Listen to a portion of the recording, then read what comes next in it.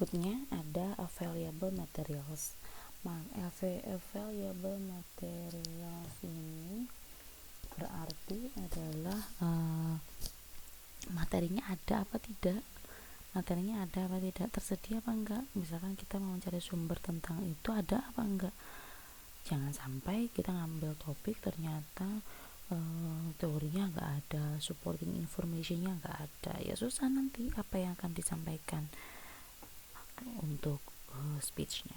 Nah, ini ada beberapa bantuan untuk mencari subjek itu. Ada surprising or unusual fact, kemudian sesuatu yang mengejutkan atau fakta yang nggak biasa, kemudian personal story dari cerita seseorang, an interesting example, cerita yang menarik, atau quotation from an authority or expert. Quote-quote-nya para ahli itu dijadikan subjek, boleh, enggak apa-apa, untuk supaya menarik aja.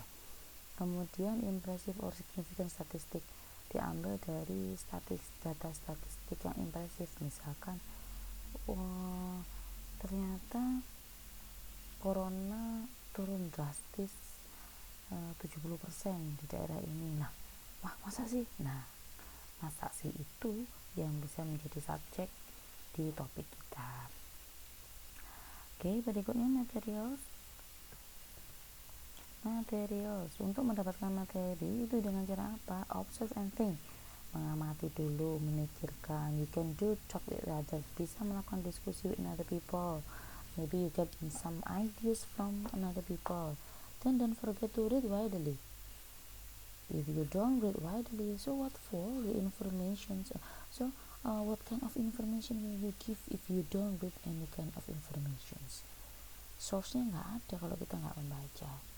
And the last, take note. Don't forget to make a note, because to make focus your subject itu harus punya catatan penting.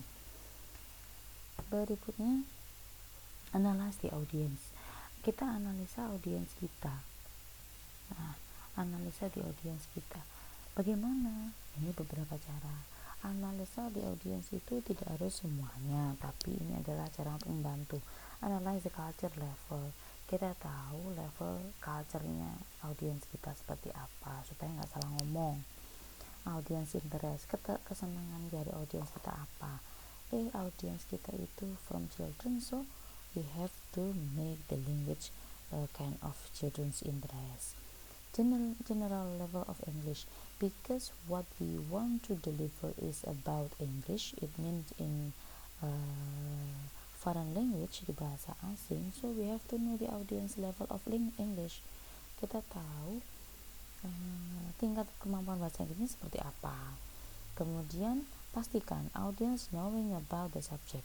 Audience tahu tentang subjek yang akan kita sampaikan. Jangan sampai audiens tidak tahu subjeknya. Ini tentang apa ya? Jangan-jangan nggak tahu sama sekali. Ya tahu tapi belum jelas gitu aja. Kemudian audience expectations from the speech. Jadi audiens, kita tahu apa yang audiens harapkan. Karena kita tahu apa yang audiens harapkan, maka kita beri apa yang diharapkan oleh audiens supaya match antara audiens dengan kita. Dan the last, support situations, kita harus situasinya, tahu situasi audiens seperti apa. Audiens sudah lelah, maka jangan ngomong lama-lama. Audiens kayaknya masih berantusias, maka kasih sesuatu yang antusias juga.